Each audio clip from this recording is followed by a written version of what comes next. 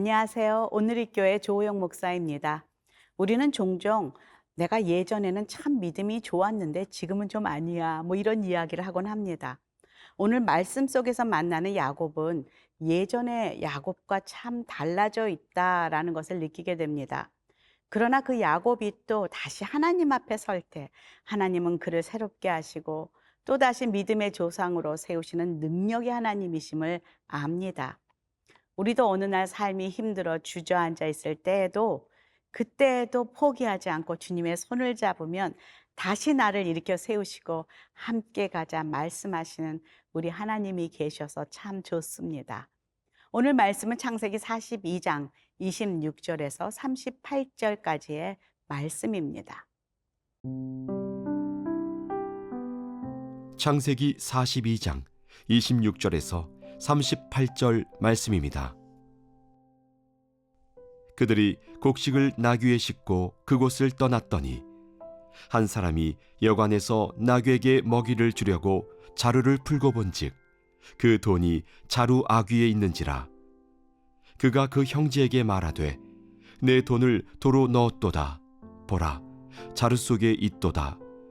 이에 그들이 혼이 나서 떨며 서로 돌아보며 말하되 하나님이 어찌하여 이런 일을 우리에게 행하셨는가 하고, 그들이 가나안 땅에 돌아와 그들의 아버지 야곱에게 이르러 그들이 당한 일을 자세히 알리어 아뢰되, 그 땅의 주인인 그 사람이 엄하게 우리에게 말씀하고 우리를 그 땅에 대한 정탐꾼으로 여기기로 우리가 그에게 이르되 우리는 확실한 자들이요 정탐꾼이 아니니이다. 우리는 한 아버지의 아들 12형제로서 하나는 없어지고 막내는 오늘 우리 아버지와 함께 가나안 땅에 있나이다 하였더니, 그 땅의 주인인 그 사람이 우리에게 이르되 내가 이같이 하여 너희가 확실한 자들임을 알리니 너희 형제 중에 하나를 내게 두고 양식을 가지고 가서 너희 집안에 굶주림을 구하고 너희 막내 아우를 내게로 데려오라. 그러면 너희가 정탐꾼이 아니요 확실한 자들임을 내가 알고 너희 형제를 너희에게 돌리리니 너희가 이 나라에서 무역하리라 하더이다 하고, 각기 자루를 쏟고 본즉 각 사람의 돈 뭉치가 그 자루 속에 있는지라.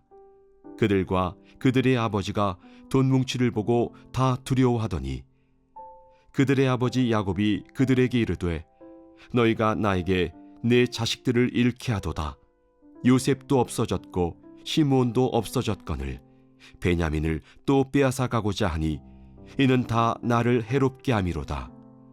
르우벤이 그의 아버지에게 말하여 이르되 내가 그를 아버지께로 데리고 오지 아니하거든 내 두 아들을 죽이소서. 그를 내 손에 맡기소서. 내가 그를 아버지께로 데리고 돌아오리이다. 야곱이 이르되 내 아들은 너희와 함께 내려가지 못하리니 그의 형은 죽고 그만 남았음이라. 만일 너희가 가는 길에서 재난이 그에게 미치면 너희가 내 흰머리를 슬퍼하며 스올로 내려가게 함이 되리라. 요셉의 형들은 3일 동안 감옥에 갇혀 있으면서 자신들의 과거에 저지른 잘못을 어느 정도는 깨닫고 참여한 것으로 보입니다. 그들은 동생 요셉이 살려달라고 그렇게 애걸할 때에 외면하고 상인에게 팔아넘긴 죄의 대가가 자신들에게 임했다면서 잘못을 뉘우칩니다. 이 모든 장면을 옆에서 지켜본 요셉은 얼마나 마음이 아팠을까. 결국 요셉은 시므온 한 사람만 옥에 가두고 다 곡식을 챙겨 고향 아버지께로 돌아가 음식을 공급하라고 형들을 다 돌려보냅니다. 그런데 놀라운 것은 형들이 돌아가는 길에 돈을 주고 산 곡식 자루마다 자신들이 낸 돈이 그대로 들어있는 것을 발견하고는 소스라치게 놀랍니다. 26절에서 28절입니다. 그들이 곡식을 나귀에 싣고 그것을 떠났더니 한 사람이 여관에서 나귀에게 먹이를 주려고 자루를 풀고 본즉 그 돈이 자루 아귀에 있는지라. 그가 그 형제에게 말하되 내 돈을 도로 넣었도다. 보라, 자루 속에 있도다. 이에 그들이 혼이 나서 떨며 서로 돌아보며 말하되 하나님이 어찌하여 이런 일을 우리에게 행하셨는가 하고, 가지나 정탐꾼이라는 누명을 쓰고서 형제 시므온을 애굽 땅 그 감옥 안에 두고 왔는데, 이제 돈도 내지 않고 곡식을 훔쳐간 도둑이라는 누명까지 쓰게 된 것이 아닌가. 전전긍긍하면서 어떻게 하면 좋은가. 여기에 지금 혼이 나서 떨며, 여기서 혼이 나서 떨다 그 말은 문자 그대로 표현하자면은 너무 놀라고 두려워서 혼이 다 빠져버린 그런 상태인 거예요. 마음이 나가서 두려워한 상태죠. 요즘 말로는 멘붕이다라고 할 수 있겠습니다. 이제 그들은 하나님을 기억합니다. 28절에 보니까 하나님이 어찌하여 이런 일을 우리에게 행하셨는가. 이것을 메시지 성경에서 보면요, 하나님이 우리를 어떻게 하시려는 거지? 이렇게 묻는 것이죠. 여지껏 자신들이 한 죄악을 회개하거나 참여하지 않았던 그런 긴 세월을 살았던 것 같습니다. 아니, 어쩌면 잊어버리려고 노력하면서 생각하지 않으려고 애썼는지도 모르겠습니다.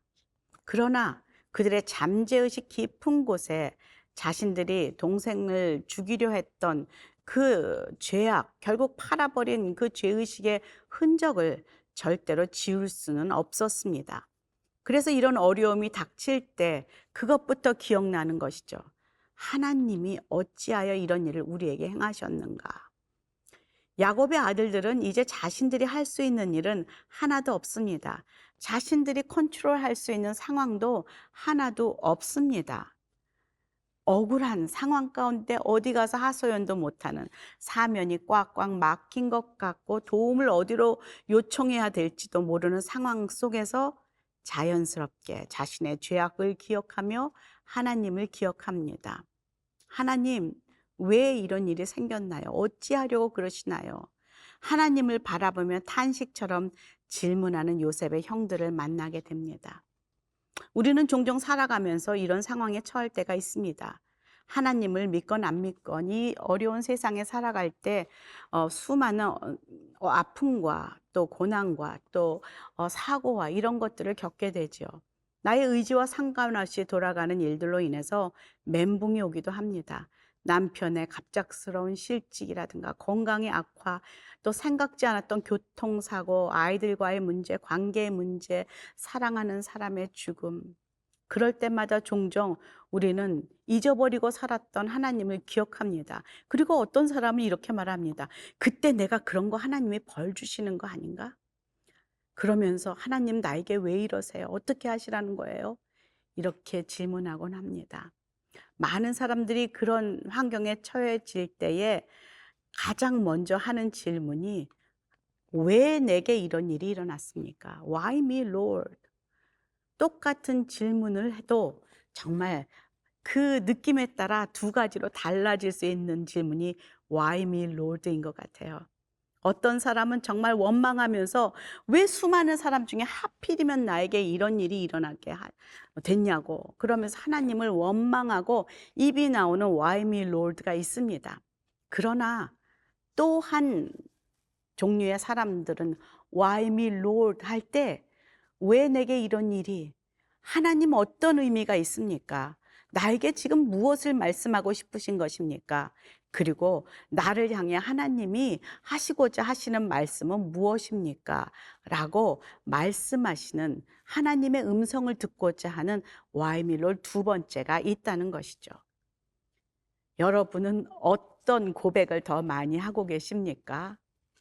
어떤 사건이 일어났을 때 이 두 번째 반응이 바로 믿음의 반응이라는 것이죠. 우리는 어떤 상황 가운데서도 주님 지금 나에게 무엇을 원하십니까? 반응하는 저와 여러분 되기를 원합니다.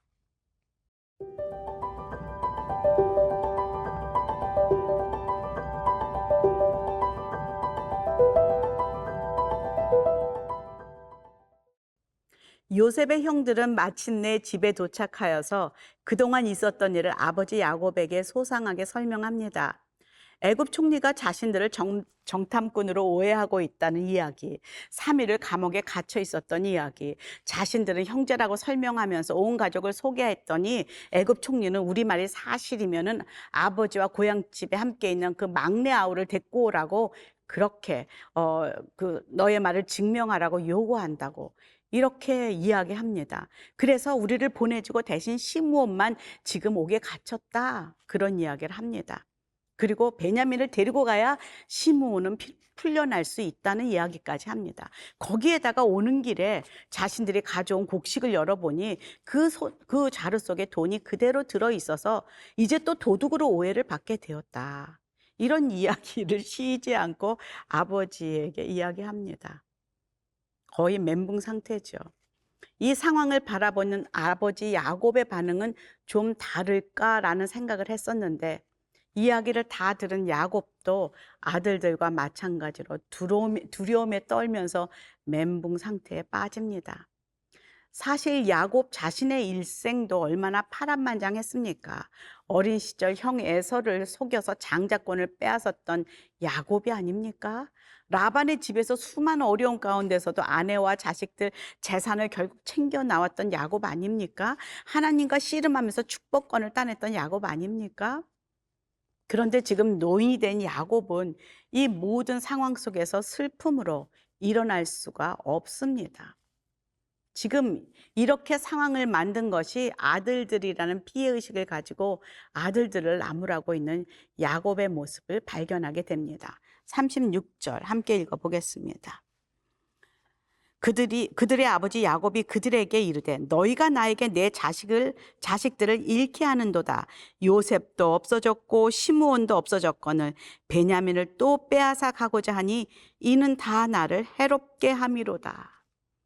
정말 마음대로 되지 않는 것이 자식 농사라 하는 이야기들 하는데요. 야곱은 지금 그 말을 실감하는 것 같습니다. 기억하세요? 오래전 세겜 땅에서 그 딸 디나가 세겜 추장 아들에게 강간을 당하는 사건이 있었습니다.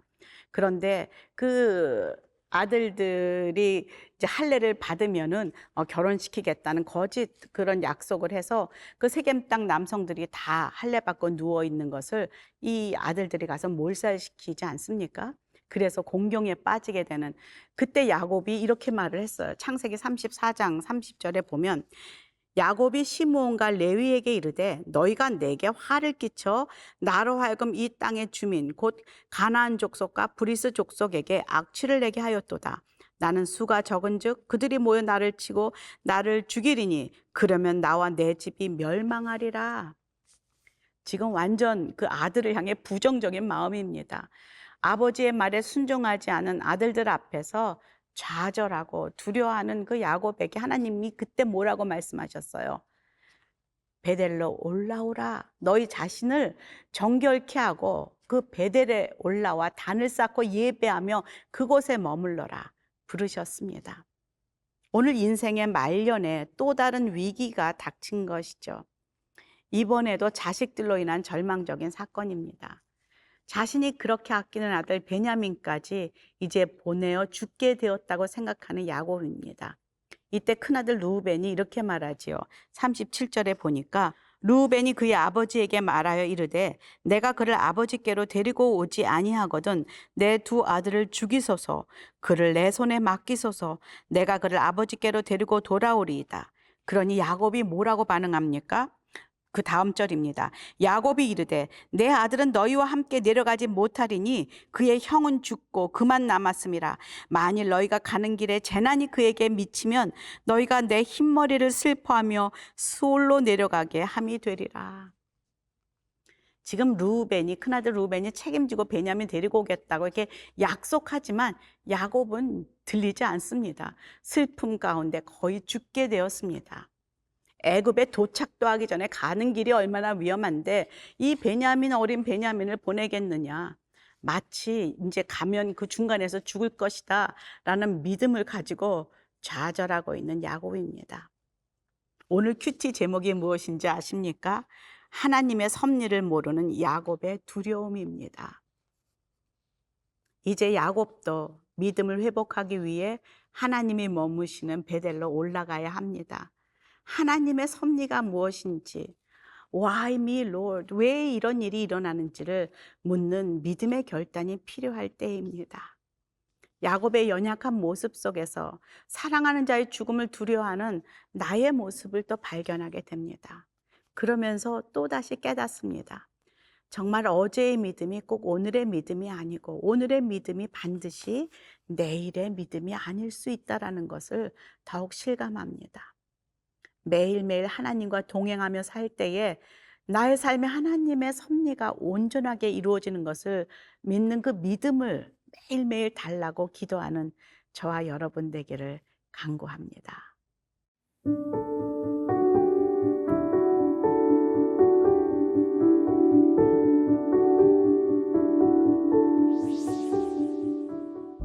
하나님, 어제의 믿음이 오늘의 믿음이 아니고 또 오늘의 믿음이 내일의 믿음이 아닌 것을 봅니다. 매일매일 주님과 동행하며 나의 뜻을 주님의 그 말씀에 순종하며 주님의 나라를 구하며 살아가는 우리들 될 수 있도록 도와주시옵소서. 예수님 이름으로 기도합니다. 아멘.